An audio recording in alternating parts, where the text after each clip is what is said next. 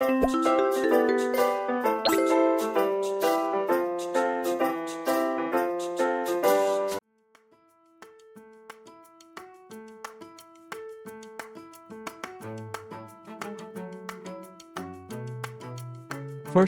remove the outer casing screws.